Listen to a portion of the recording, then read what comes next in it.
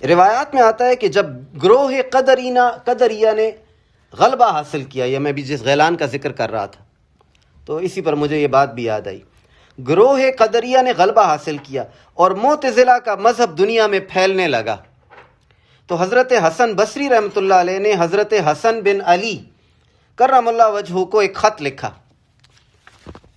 اب وہ خط آپ کو سنا رہا ہوں ٹرانسلیشن میں۔ اللہ کے نام سے شروع کرتا ہوں جو بڑا مہربان نہایت رحم کرنے والا ہے۔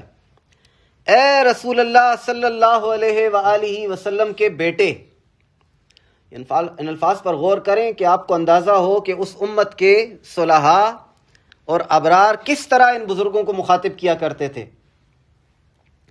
اے رسول اللہ صلی اللہ علیہ وسلم کے بیٹے، اور آپ صلی اللہ علیہ وآلہ وسلم کی آنکھوں کی ٹھنڈک، آپ پر اللہ کی سلامتی، اس کی رحمت اور برکت ہو۔ اس کے بعد اے گروہ بنی ہاشم، آپ لوگ بحر پر امواج میں جاری کشتی کی طرح، بحر سمندر، اس کی موجوں میں جب کشتی ہے، روشنی کے چراغ، ہدایت کے جھنڈے، وہ امام اور رہنما ہیں کہ جو بھی ان کی اتباع کرے وہ نجات پا جائے۔ اندازہ کریں، ادب کا طریقہ دیکھیں۔ اور آپ لوگ حضرت نوح علیہ السلام کی کشتی کی طرح ہیں کہ اہل ایمان اس کی طرف رجوع کرتے ہیں۔ کیوں؟ نوح علیہ السلام کی کشتی میں جو سوار ہوا وہی بچا تھا، جس سے وہ کشتی چھوٹی وہ غرق ہوا نا۔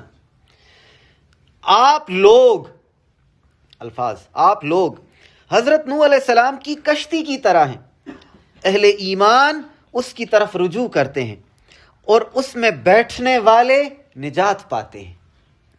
پس اے رسول اللہ صلی اللہ علیہ وسلم کے فرزند ارجمند، تقدیر کے بارے میں ہماری حیرت اور استطاعت کے بارے میں ہمارے اختلاف میں آپ کی کیا رائے ہے، تاکہ ہمیں معلوم ہو جائے کہ آپ کی رائے کس بات پر قائم ہے، کیونکہ آپ نسل در نسل انبیاء کرام صلی اللہ علیہ وسلم کی اولاد ہیں۔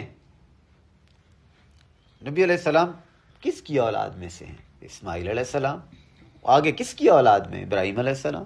انبیاء کی نسل ہے۔ اللہ تعالیٰ کے علم سے آپ کو تعلیم دی گئی ہے۔ عقیدہ دیکھو، امام حسن بصری کا عقیدہ، اللہ تعالیٰ کے علم سے آپ کو تعلیم دی گئی ہے، وہ اللہ آپ کا محافظ اور نگہبان ہے، اور آپ لوگ اللہ تعالیٰ کی طرف سے لوگوں پر گواہ ہیں۔ والسلام۔ یہ خط ہے امام حسن بصری کا۔ جب یہ خط حضرت حسن رضی اللہ تعالیٰ عنہ کی خدمت میں پہنچا تو آپ نے یہ جواب لکھا۔ اب ان کا جواب سنیے۔ اب یہ خط وہی ہیں، الفاظ بھی وہی ہیں۔ شروع اللہ کے نام سے جو بڑا مہربان نہایت رحم والا ہے۔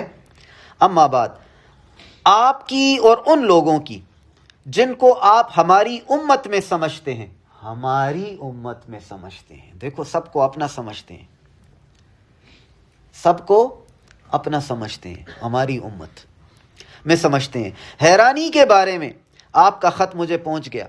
اس مسئلے کے بارے میں میری رائے یہ ہے کہ جو شخص اس بات پر ایمان نہیں رکھتا کہ ہر نیک اور برے کام کی تقدیر اللہ تعالی کی جانب سے ہے، وہ کافر ہے۔ ہم کہتے ہیں نا ایمان مجمل، والقدر خیرہ و شرہ من اللہ تعالی، تو وہ کہاں سے آیا ہے؟ اچھی اور بری تقدیر اللہ تبارک و تعالی کی طرف سے۔ اگر کوئی یہ ایمان نہ رکھے تو وہ کافر ہے۔ جس نے گناہوں کو اللہ کے ذمے لگایا وہ فاجر اور گمراہ ہے۔ کوئی کہے نا کہ میں نے گناہ اس لیے کیے کہ اللہ نے مجھ سے کروائے، وہ فاجر ہے، وہ گمراہ ہے۔ بھائی گناہ خود کرتے ہو اور خدا کے ذمے ڈالتے ہو۔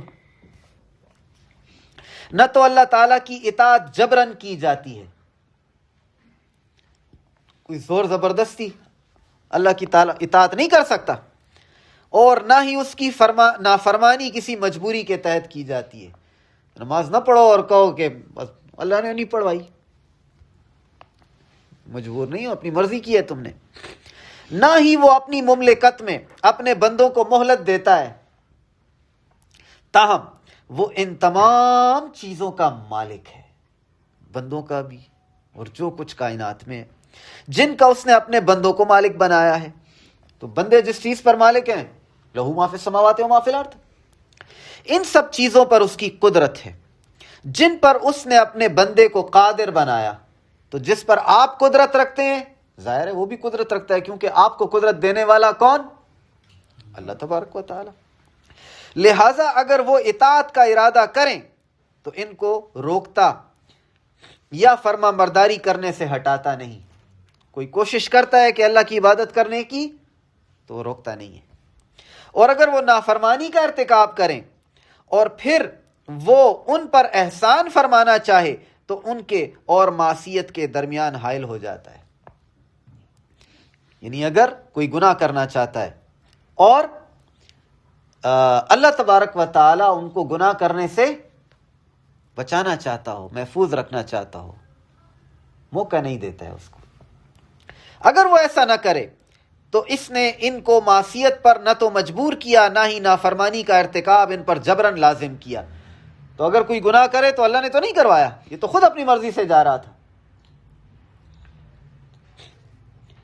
اس نے تو ان پر یہ سب کچھ بتا کر اپنی حجت قائم کر دی کہ انہیں کسی کام کے کرنے یا نہ کرنے کی قوت بخش دی گئی ہے، اور ان کے لیے اس امر کے اختیار کرنے کی جس کی اس نے انہیں دعوت دی، اور اس کام کو ترک کرنے کی جس سے اس نے انہیں منع کیا، آسانی پیدا کر دی تھی۔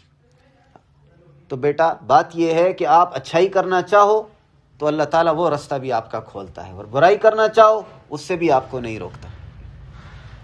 ہاں توجہ دل میں اللہ تبارک و تعالیٰ کی طرف سے ہے تو کوئی عنایت اور مہربانی کر لے گا، کوئی رکاوٹ ڈال دے گا، کیونکہ آپ کا دھیان اس کی طرف ہے، امید رکھ کر بیٹھے ہو کہ بچانے والا ہے، اور اللہ تعالیٰ کی حجت ہی غالب ہے۔ والسلام۔ تو اب یہ میں نے آپ کو پورا خط پڑھ کر سنایا۔